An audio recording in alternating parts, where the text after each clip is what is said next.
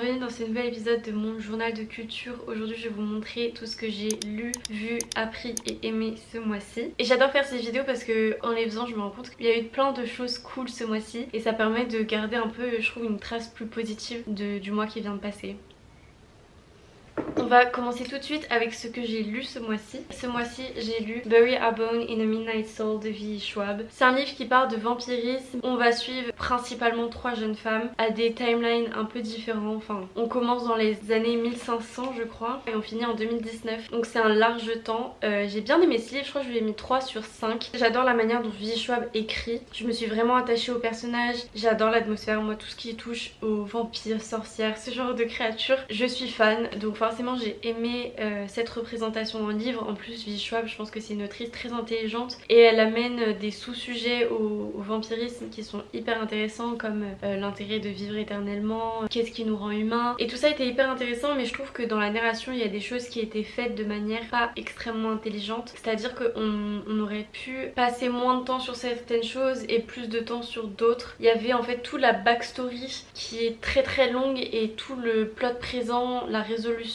de la fin, elle se fait de manière extrêmement rapide et un peu comme si on était pressé de donner une fin au livre et qu'au final voilà, c'était pas ça qui était important. Donc pour tous les gens qui aiment l'intrigue, qui aiment l'action, ce genre de choses, ce livre n'est pas du tout fait pour vous. Par contre, si vous aimez des trucs un peu plus contemplatifs sur les personnages et que vous aimez l'atmosphère vampire, etc., potentiellement vous pouvez aimer ce livre. Après moi je l'ai beaucoup aimé, mais c'était juste pas la lecture de l'année et je pense qu'il va pas me marquer plus que ça dans le temps. Après ça, j'ai aussi lu The Haunting of Hill House de Shirley Jackson et là pour le coup j'ai adoré ce livre.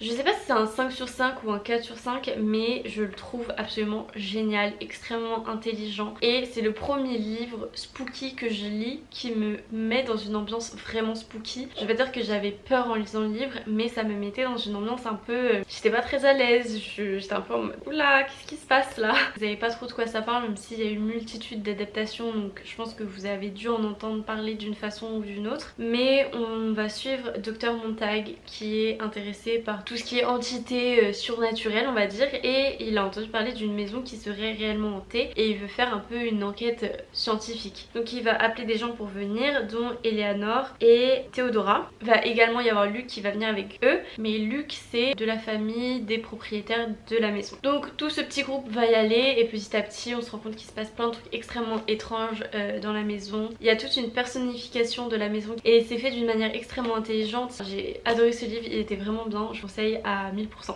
Dernier livre que j'ai lu ce mois-ci, c'était Roberto Zucco et la pièce également Tabata et Coco de Bernard-Marie Coltez. J'ai bien aimé, mais pour le coup je suis très peu pièce de théâtre lecture. Je trouve ça moins impactant parce que pour moi une pièce de théâtre c'est fait pour être joué, c'est fait pour apprendre vie avec les acteurs. C'est quand même intéressant et j'ai vu qu'ils vont faire une adaptation à Paris au mois d'avril je crois. Donc je serais curieuse d'aller la voir et je trouverais ça super cool de pouvoir voir l'adaptation d'un livre que j'ai pu lire. On le voit très mal puisqu'il est tout blanc. Donc voilà pour cette lecture, je pense que c'est genre un 3 sur 5. Et dernière lecture qui est ma lecture en cours, donc que je n'ai pas fini en novembre mais j'en suis quand même arrivée à plus de la moitié. C'est One Dark Window de Rachel Gillig. Depuis le temps que j'ai ce livre dans ma pile à lire, je suis trop heureuse de l'avoir enfin lu. Au départ quand j'ai commencé ce livre, je me suis dit oh c'est encore un livre de fantasy, est-ce que j'aime toujours ce genre? Parce que j'ai l'impression de lire un peu tout le temps la même chose et peut-être que je suis passée à autre chose de ce genre de livre. Mais au final je passe tellement un bon moment en lisant cette lecture que je pense avoir toujours un soft spot pour les livres de fantasy. Là on suit Elspeth Spindle et en fait c'est un monde où il y a une entité magique et en fait si tu es infecté tu es genre chassé et tu es automatiquement par genre le roi et ses disciples on va dire. Elspeth, ça fait genre depuis qu'elle a 11 ans qu'elle est infectée mais elle le cache à tout le monde. Sa famille sait qu'elle a eu genre la fièvre, on appelle ça comme ça, mais ils pensent qu'elle n'a pas eu de pouvoir magique alors qu'en réalité en fait parce qu'il y a tout un système de cartes magiques etc, et quand elle touche une carte en fait elle imprègne l'entité de la carte. Donc là elle a une entité dans sa tête qui lui parle et qui peut l'aider à faire des choses. Il va se passer plein de choses, je suis désolée, c'est trop dur de faire le résumé de ce genre de livre mais c'est vraiment extrêmement amusant. On sent qu'il va y avoir une petite romance qui va s'installer mais ça se fait doucement, genre vraiment de la manière que moi j'aime. Bon, j'ai fait une petite pause pour manger, j'espère que rien n'a bougé. J'avais pas fini mon café donc il est froid mais on va quand même le finir.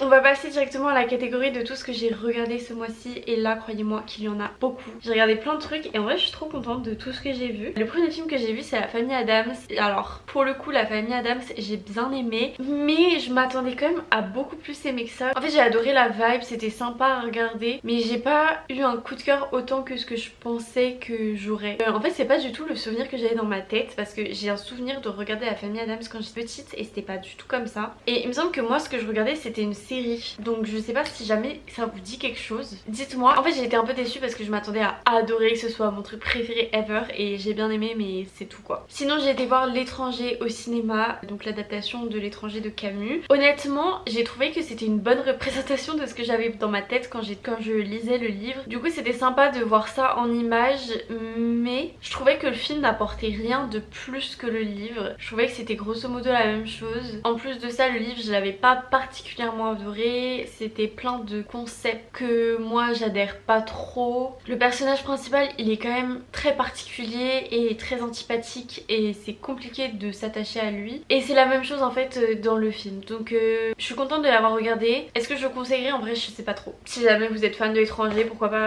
aller le voir, je pense que vous passerez un bon moment pour le coup. Sinon j'ai vu l'adaptation de The Haunting of Hill House, j'ai vu celle de Robert Wise donc de 1953 je crois et j'ai bien aimé. Il y a beaucoup de choses dans la narration qui ont été changées par rapport au livre mais j'ai quand même bien aimé la manière dont c'était filmé, surtout même pour l'époque et tout c'était vraiment plutôt pas mal. Je me suis fait une réflexion aussi sur les adaptations et le fait que justement, et là ça reprend du coup exactement L'étranger et The Haunting of Hill House, le fait que quand j'étais plus jeune je détestais les adaptations parce que c'était pas exactement la même chose que le livre ou que ce que j'avais en tête et du coup j'étais hyper frustrée quand je regardais des adaptations. Là aujourd'hui j'ai un regard un peu différent dans le sens où je suis ouverte au fait que le réalisateur ou le scénariste décide de changer certaines choses pour parce que enfin si t'adaptais tout un livre le film durerait genre 5 heures voire plus, donc forcément faut faire des choix et parfois c'est mieux, plus intelligent de changer totalement des choses pour que ça make more sense. Je trouve ça intéressant de voir comment on montrait l'horaire à l'époque où il n'y avait pas autant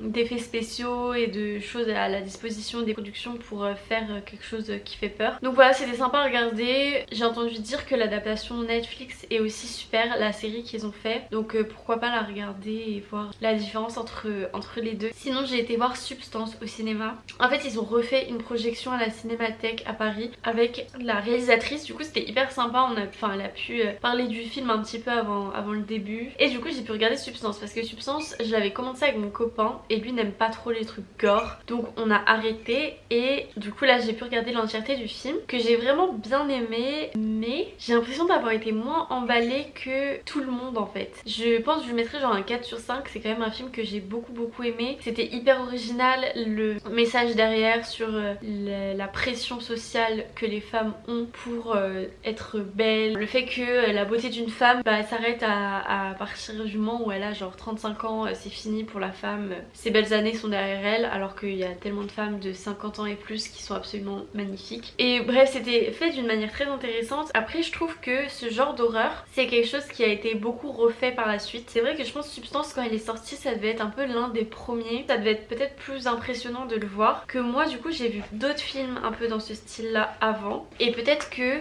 ça m'a moins du coup impacté que si ça avait été le premier du genre que j'avais vu. Je trouvais qu'il y avait beaucoup de répétitions, je trouvais qu'il y avait des choses qui étaient un peu faites pour faire du sensationnalisme sans que ce soit forcément impactant, et d'un côté je comprends le pourquoi mais voilà quoi. Ensuite j'ai regardé le film Bugonia, donc c'est le nouveau film avec Emma Stone et j'ai beaucoup aimé aussi, je pense que je lui mettrais aussi un 4 sur 5. C'est très spécial comme film, j'y suis allée en sachant absolument rien du tout, j'étais agréablement surprise. Je trouve que c'est très bien réalisé, pareil les thèmes abordés sont très intéressants et je trouve intelligemment amené finalement. Ça reste un peu particulier, je pense que ça ne plaira pas à tout le monde parce que ouais c'est un aspect très bizarre, mais j'ai beaucoup aimé la réalisation, les plans qui étaient filmés c'était magnifique, il y avait tellement de plans mais incroyables. Je pense que tellement de moments dans le film tu pourrais faire pause et prendre une photo et ça te ferait genre une exposition absolument magnifique. Je connaissais pas ce réalisateur, apparemment il a fait pas mal de trucs assez connus, donc j'irai voir un peu sa filmographie parce que celui-ci en tout cas m'a énormément plu, donc je vous le conseille. D'ailleurs du coup il est toujours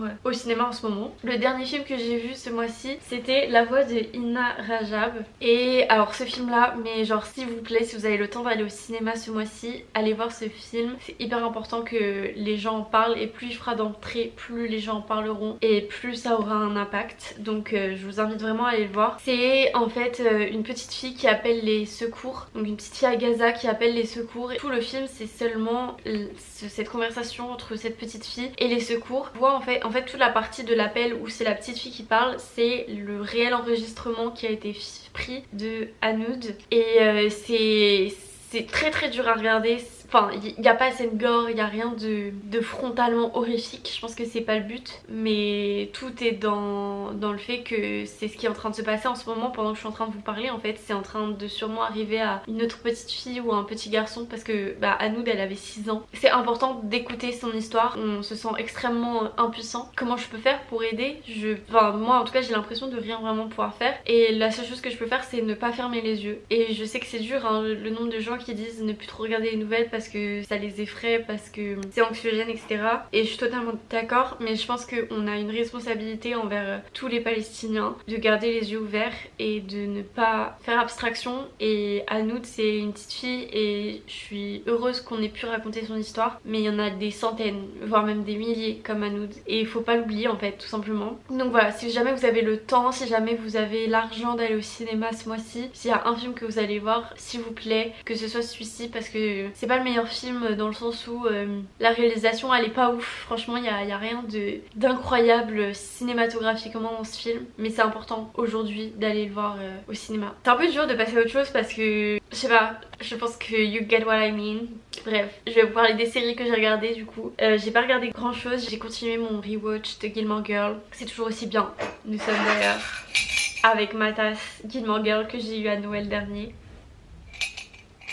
J'ai commencé la saison 2 de Mercredi, que je trouve pas ouf honnêtement. On regarde avec mon copain et on s'est tous les deux dit en vrai c'est pas... La saison 1 était cool, mais alors la saison 2 je trouve que c'est vraiment une série Netflix quoi. Donc bon, un peu déçue. Du coup voilà pour tout ce que j'ai regardé ce mois-ci. N'hésitez pas à me dire ce que vous avez vu vous ce mois-ci. Ça me donnera peut-être des idées sur qu'est-ce que je vais regarder en décembre. Même si je vais forcément regarder quelques films de Noël. C'est un peu mon guilty pleasure, mais il faut au moins que je regarde genre 2-3. Parce que sinon c'est pas la période de Noël finalement. Au niveau de ce que j'ai appris ce mois-ci, je suis toujours sur mon apprentissage des sorcières de l'histoire du cinéma. Mais sur les sorcières, je pense que cette semaine, ça va être ma dernière semaine là-dessus. Parce qu'en vrai, je commence à avoir fait le tour. Il y a 2-3 trucs que je veux regarder plus sur la représentation moderne des sorcières. Sinon, j'ai un peu fait le tour et je pense que du coup, la semaine prochaine, je vais essayer d'écrire mon premier article sur Substack. Donc je vous mettrai le lien de mon Substack en barre d'infos si jamais vous voulez me suivre. Je pense parler de comment l'histoire de la chasse aux sorcières a-t-elle créé un duel féminin versus anti-féministe. Je suis pas encore sûre du thème et de l'axe que je vais prendre, mais pour l'instant c'est celui que je pense prendre. Si jamais je compte faire des articles sur Substack un peu sur les choses que j'apprends avec un certain angle que j'ai envie, c'est rien de très académique, c'est très personnel, mais c'est plus pour le fun de garder une trace de tout ce que j'apprends et de garder un côté un peu académique parce que moi j'aime ça. Mais voilà, si jamais ça vous intéresse quand même d'aller voir ce que j'écris, n'hésitez pas, c'est en barre d'infos. Et pour le cinéma d'horreur, je pense qu'il me reste encore peut-être 2-3 semaines, mais d'ici fin décembre je pense que j'aurai écrit mon article. Et voilà, c'est tout ce que j'ai appris ce mois-ci, donc ça reste un peu comme le mois d'octobre finalement. Et au niveau de mes autres découvertes, alors la première découverte que j'ai fait, c'est pas vraiment une découverte que j'ai fait ce mois-ci, mais c'est vraiment ce mois-ci où I fell in love with it, c'est l'acrobatie aérienne. Cette année je voulais commencer un sport que je payais genre avec la mairie de Paris, un truc qui proposait que ce soit moins cher et que ça change, et j'ai entendu parler de l'acrobatie aérienne. Je me suis dit intéressant. Du coup j'ai commencé et je suis absolument fan de ça. C'est trop bien, j'adore toutes les séances où j'y vais. Votre signe pour faire des sports qui sortent de l'ordinaire et qui vous donnent envie. On n'est jamais trop vieux pour commencer un sport et c'est ok de faire autre chose que de la course et de la muscu et du pilates. Autre chose que j'ai découvert ce mois-ci, et ça il faut absolument que je m'en achète parce qu'en fait je suis allée dans un café avec mon copain et j'ai goûté une infusion au sésame, ça s'appelle du sobacha. J'ai adoré ça, j'ai tenté 1 milliard de fois les tisanes, les thés, je n'aime jamais ça et du coup là j'ai un peu peu testé en mode on verra bien. Et au final j'ai trop aimé le goût. Et je sais pas si c'est la bretonne en moi, mais moi personnellement j'ai trouvé ça excellent. Et je me dis ça pourrait changer un peu de mes cafés au lait. Et dernière chose que j'ai beaucoup aimé ce mois-ci, c'est continuer mon journal. J'ai eu tellement peu de temps pour le faire. J'ai fait qu'une seule page ce mois-ci, mais je l'adore. Mon mood board pour l'automne. Ça m'a rappelé à quel point j'adore faire du journaling. Je passe des trop bons moments quand j'en fais. Et ce que j'adore quand je fais des mood boards, c'est que ça me permet de voir le positif dans les mois qui vont venir. Et par exemple là où j'étais dans une phase où ça allait pas trop, le fait de pouvoir mettre plein de choses qui font que j'aime en fait l'hiver et que je peux faire de cette saison quelque chose d'appréciable et de sympa, c'est en faisant ce genre de mood board et en me rappelant que j'adore étudier, je peux faire des gâteaux, je peux regarder plein de films, lire beaucoup parce qu'il fait froid, du coup on reste à la maison. Et tout ça, ça me permet de rendre cette saison un peu plus douce et c'est pour ça que j'adore faire des mood boards personnellement. C'est tout pour cette vidéo, merci énormément de l'avoir regardée en entier. N'hésitez pas à me dire vos livres préférés, vos films ou séries préférées ce mois-ci, vos moments préférés aussi ce mois-ci, parce que ça m'intéresse, c'est cool de partager et comme ça en plus ça me donne des recommandations de choses que je pourrais lire, voir, faire plus tard. J'espère que cette vidéo vous aura plu. Moi je vous retrouve très vite pour une prochaine vidéo. D'ici là, prenez grand soin de vous et à la prochaine. Bye.